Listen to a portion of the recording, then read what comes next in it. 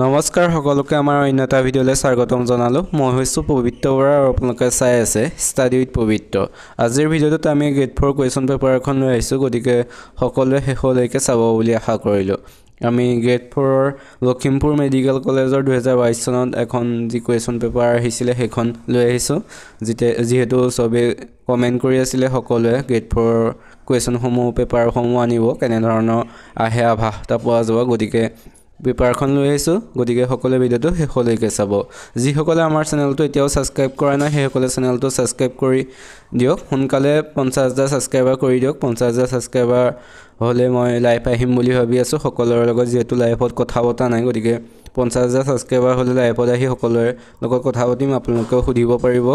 গতিকে সোনকালে কৰি দিব বুলি আশা কৰিলোঁ। আজি তেন্তে আহিছোঁ প্ৰথম কুৱেশ্যনটোলৈ। প্ৰথম কুৱেশ্যনটো সুধিছে, তলত দিয়া কোনখন নদী উত্তৰ ভাৰতৰ নদী নহয়? তলত দিয়া কোনখন নদী উত্তৰ ভাৰতৰ নদী নহয় সুধিছে। ইয়াৰ অপশ্যনত দিছে যমুনা, কৃষ্ণা, ৰবি, কোশি। এই অপশ্যনকেইটাৰ ভিতৰত ৰাইট এনচাৰটো হৈছে অপশ্যন বি, কৃষ্ণা। কৃষ্ণা উত্তৰ ভাৰতৰ নদী নহয়। এতিয়া আছোঁ তাৰ পিছৰ 2 নম্বৰ কুৱেশ্যনটোলৈ। 2 নম্বৰ কুৱেশ্যনটো সুধিছে, কোন তাৰিখে ভাৰতে স্বাধীনতা দিৱস পালন কৰে? কোন তাৰিখে ভাৰতে স্বাধীনতা দিৱস পালন কৰে সুধিছে। ইয়াৰ ৰাইট এনচাৰটো হৈছে অপশ্যন চি, 15 আগষ্ট। 15 আগষ্ট তাৰিখে ভাৰতে স্বাধীনতা দিৱস পালন কৰে। এতিয়া আছোঁ 3 নম্বৰ কুৱেশ্যনটোলৈ। 3 নম্বৰ কুৱেশ্যনটো সুধিছে, মহাকাশলৈ যোৱা প্ৰথমজন ভাৰতীয় মহাকাশচাৰী কোন আছিল? মহাকাশলৈ যোৱা প্ৰথমজন ভাৰতীয় মহাকাশচাৰী কোন আছিল সুধিছে। ইয়াৰ ৰাইট এনচাৰটো হৈছে অপশ্যন এ, ৰাকেশ শৰ্মা। ৰাকেশ শৰ্মা হৈছে মহাকাশলৈ যোৱা প্ৰথমজন ভাৰতীয় মহাকাশচাৰী। এতিয়া আছোঁ তাৰ পিছৰ 4 নম্বৰ কুৱেশ্যনটোলৈ। 4 নম্বৰ কুৱেশ্যনটো সুধিছে, আমাৰ সৌৰজগতৰ ক্ষুদ্ৰতম গ্ৰহ কোনটো? আমাৰ সৌৰজগতৰ ক্ষুদ্ৰতম গ্ৰহ কোনটো সুধিছে। ইয়াৰ ৰাইট এনচাৰটো হৈছে অপশ্যন বি, বুধ গ্ৰহ। বুধ গ্ৰহ হৈছে আমাৰ সৌৰজগতৰ ক্ষুদ্ৰতম গ্ৰহ। আৰু ডাঙৰ গ্ৰহ কোনটো সকলোৱে জানে চাগে, বৃহস্পতি। বৃহস্পতি হৈছে সৌৰজগতৰ বৃহত্তম গ্ৰহ। এতিয়া আছোঁ তাৰ পিছৰ 5 নম্বৰ কুৱেশ্যনটোলৈ। 5 নম্বৰ কুৱেশ্যনটো সুধিছে, ভাৰতৰ ৰাষ্ট্ৰীয় জন্তু কোনটো? ভাৰতৰ ৰাষ্ট্ৰীয় জন্তু কোনটো সুধিছে। অপশ্যনত বাঘ দিছে, গড়, সিংহ, নীলগাই। ইয়াৰ ৰাইট এনচাৰটো হৈছে অপশ্যন এ, বাঘ। বাঘ হৈছে ভাৰতৰ ৰাষ্ট্ৰীয় জন্তু। এতিয়া আছোঁ তাৰ পিছৰ 6 নম্বৰ কুৱেশ্যনটোলৈ। 6 নম্বৰ কুৱেশ্যনটো সুধিছে, বিহাৰৰ ৰাজধানী কি? বিহাৰৰ ৰাজধানী কোনটো সুধিছে। এই অপশ্যনৰ শুদ্ধ উত্তৰটো হৈছে অপশ্যন চি, পাটনা। পাটনা হৈছে বিহাৰৰ ৰাজধানী। এতিয়া আছোঁ তাৰ পিছৰ 7 নম্বৰ কুৱেশ্যনটোলৈ। 7 নম্বৰ কুৱেশ্যনটো সুধিছে, তলত দিয়া কোনখন দেশ land of the rising sun নামেৰে জনা যায়? তলত দিয়া কোনখন দেশ land of the rising sun নামে জনা যায় সুধিছে। ইয়াৰ ৰাইট এনচাৰটো হৈছে অপশ্যন বি, জাপান। জাপানক land of the rising sun নামে জনা যায়। এতিয়া আছোঁ তাৰ পিছৰ 8 নম্বৰ কুৱেশ্যনটোলৈ। 8 নম্বৰ কুৱেশ্যনটো সুধিছে, এছীয় সিংহ ক'ত পোৱা যায়? এছীয় সিংহ কোনখন ৰাষ্ট্ৰীয় উদ্যানত পোৱা যায় সুধিছে। ইয়াৰ ৰাইট এনচাৰটো হৈছে অপশ্যন এ, গিৰ ৰাষ্ট্ৰীয় উদ্যান। গিৰ ৰাষ্ট্ৰীয় উদ্যানত এছীয় সিংহ পোৱা যায়। এতিয়া আছোঁ তাৰ পিছৰ 9 নম্বৰ কুৱেশ্যনটোলৈ। 9 নম্বৰ কুৱেশ্যন সুধিছে, ৰামায়ণ কোনে লিখিছিল? ৰামায়ণ কোনে লিখিছিল সুধিছে। ইয়াৰ ৰাইট এনচাৰটো হৈছে অপশ্যন বি, বাল্মীকি। বাল্মীকিয়ে ৰামায়ণ ৰচনা কৰিছিল। এতিয়া আছোঁ তাৰ পিছৰ 10 নম্বৰ কুৱেশ্যনটোলৈ। 10 নম্বৰ কুৱেশ্যন সুধিছে, বিখ্যাত চিত্ৰ মনালিছা কোনে অংকন কৰিছিল? মনালিছা কোনে অংকন কৰিছিল সুধিছে। ইয়াৰ ৰাইট এনচাৰটো হৈছে option D, Leonardo da Vinci. Leonardo da ভিঞ্চিয়ে মনালিছা অংকন কৰিছিল। এতিয়া আছোঁ তাৰ পিছৰ 11 নম্বৰ কুৱেশ্যনটোলৈ। 11 নম্বৰ কুৱেশ্যনটো সুধিছে, ৰঞ্জী ট্ৰফী তলত দিয়া কোনটো ক্ৰীড়াৰ সৈতে জড়িত? তলত কোনটো ক্ৰীড়াৰ সৈতে ৰঞ্জী ট্ৰফী জড়িত সুধিছে। ইয়াৰ ৰাইট এনচাৰটো হৈছে অপশ্যন বি, ক্ৰিকেট। ক্ৰিকেট খেলৰ সৈতে ৰঞ্জী ট্ৰফী জড়িত। এতিয়া আহিছোঁ 12 নম্বৰ কুৱেশ্যনটোলৈ। 12 নম্বৰ কুৱেশ্যন সুধিছে, পৃথিৱীৰ ভিতৰত সৰ্ববৃহৎ নদীদ্বীপ কোনটো? পৃথিৱীৰ ভিতৰত সৰ্ববৃহৎ নদীদ্বীপ কোনটো সুধিছে। ইয়াৰ ৰাইট এনচাৰটো হৈছে অপশ্যন ডি, মাজুলী। মাজুলী হৈছে পৃথিৱীৰ ভিতৰত সৰ্ববৃহৎ নদীদ্বীপ। এতিয়া আছোঁ তাৰ পিছৰ 13 নম্বৰ কুৱেশ্যনটোলৈ। 13 নম্বৰ কুৱেশ্যন সুধিছে, ভাৰতৰ নেপোলিয়ন নামেৰে কাক জনা যায়? ভাৰতৰ নেপোলিয়ন নামেৰে কাক জনা যায় সুধিছে। ইয়াৰ ৰাইট এনচাৰটো হৈছে অপশ্যন চি, সমুদ্ৰগুপ্ত। সমুদ্ৰগুপ্তক ভাৰতৰ নেপোলিয়ন নামেৰে জনা যায়। এতিয়া আছোঁ তাৰ পিছৰ 14 নম্বৰ কুৱেশ্যনটোলৈ। 14 নম্বৰ কুৱেশ্যন সুধিছে, তলত দিয়া কোনটো নৃত্যৰ উৎপত্তিস্থল কেৰেলা? তলত দিয়া কোনটো নৃত্যৰ উৎপত্তিস্থল কেৰেলা সুধিছে। ইয়াৰ ৰাইট এনচাৰটো হৈছে অপশ্যন বি, কথকলি বা কথাকলি হৈছে কথাকলিৰ উৎপত্তিস্থল হৈছে কেৰেলা। এতিয়া আছোঁ তাৰ পিছৰ 15 নম্বৰ কুৱেশ্যনটোলৈ।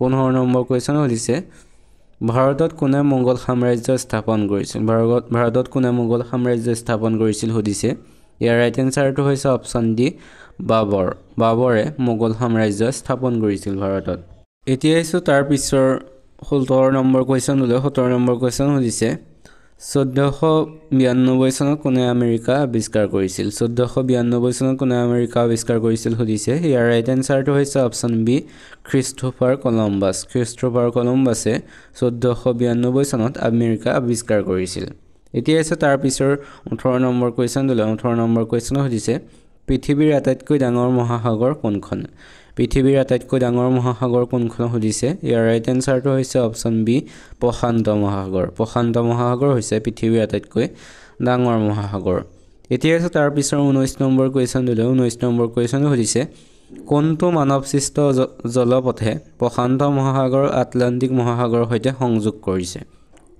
কোনটো মানৱসৃষ্ট জলপথে প্ৰশান্ত মহাসাগৰক আটলান্টিক মহাসাগৰৰ সৈতে সংযোগ কৰিছে সুধিছে ইয়াৰ ৰাইট এনসাৰটো হৈছে অপচন ডি পানামা খালে প্ৰশান্ত মহাসাগৰক আটলান্টিক মহাসাগৰৰ সৈতে সংযোগ কৰিছে এতিয়া আছে তাৰ পিছৰ 20 নম্বৰ কোৱেশ্চনলৈ 20 নম্বৰ কোৱেশ্চন সুধিছে আপাতানিসকল কোন ৰাজ্যৰ জনজাতি আপাতানিসকল কোন ৰাজ্যৰ জনজাতি সুধিছে ইয়াৰ ৰাইট এনসাৰটো হৈছে অপচন সি অৰুণাচল প্ৰদেশৰ জনজাতি হৈছে সেইসকল আপাতানিসকল এতিয়া আছে তাৰ পিছৰ 21 নম্বৰ কোৱেশ্চনলৈ 21 নম্বৰ কোৱেশ্চনটো সুধিছে হালুক সংশ্লেষণৰ জৰিয়তে উদ্ভিদে তলত দিয়া কোনটো প্ৰস্তুত কৰে হালুক সংশ্লেষণৰ জৰিয়তে উদ্ভিদে তলত দিয়া কোনটো প্ৰস্তুত কৰে সুধিছে ইয়াৰ ৰাইট এনসাৰটো হৈছে অপচন এ কাৰ্বহাইড্ৰেট প্ৰস্তুত কৰে হালুক সংশ্লেষণৰ জৰিয়তে উদ্ভিদে এতিয়া আছে তাৰ পিছৰ 22 নম্বৰ কোৱেশ্চনলৈ 22 নম্বৰ কোৱেশ্চন সুধিছে ভিটামিন এৰ অভাৱত হোৱা ৰোগ হ'ল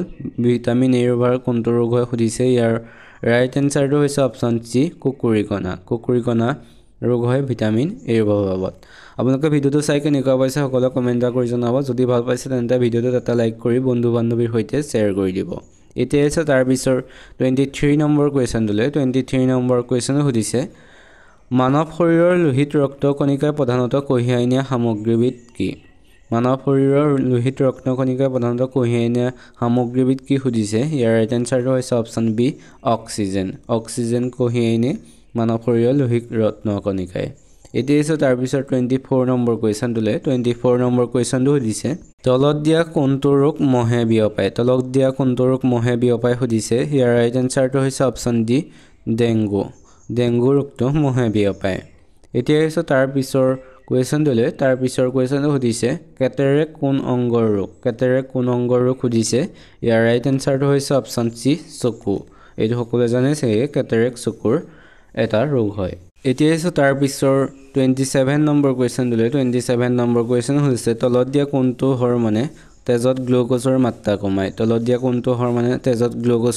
কমায় সুধিছে ইয়াৰ ৰাইট এনসাৰটো হৈছে অপচন এ ইনচুলিনে তেজত গ্লুকোজৰ মাত্ৰা কমায় এতিয়া আছে 28 নম্বৰ কুৱেশ্যনটোলৈ 28 নম্বৰ কুৱেশ্যন সুধিছে কোন ৰোগৰ প্ৰতিষেধক ৰূপে বিচিজি ভেকচিন দিয়া হয় সুধিছে ইয়াৰ ৰাইট এনসাৰটো হৈছে অপচন ডি যক্ষ্মা ৰোগৰ প্ৰতিষেধক ৰূপে বিচিজি ভেকচিন দিয়া হয় এতিয়া আছে তাৰ পিছৰ 29 নম্বৰ কুৱেশ্যনটোলৈ 29 নম্বৰ কুৱেশ্যন হৈছে তলত দিয়া কোনটোত পাচক ৰস নাথাকে সুধিছে ইয়াৰ ৰাইট এনসাৰটো হৈছে অপচন ডি পিত্তত পাচক ৰস নাথাকে এতিয়া আছে তাৰ পিছৰ 30 নম্বৰ কুৱেশ্যনটোলৈ 30 নম্বৰ কুৱেশ্যন সুধিছে মানুহৰ হৃদপিণ্ডত কেইটা নিলৈ থাকে সুধিছে ইয়াৰ ৰাইট এনসাৰটো হৈছে অপচন বি দুটা মানুহৰ হৃদপিণ্ডত দুটা নিলৈ থাকে এইকেইটাই আছিল আজিৰ কুৱেশ্যন কেনেকুৱা পালে সকলোৱে কমেন্ট কৰি জনাব যদি ভাল পালে তেনেহলে চেনেলটো সাবস্ক্ৰাইব কৰি ভিডিওটো এটা লাইক কৰি বন্ধু বান্ধৱীৰ সৈতে শ্বেয়াৰ কৰি দিব তেন্তে আজিলৈ ভিডিওটো ইমানে ধন্যবাদ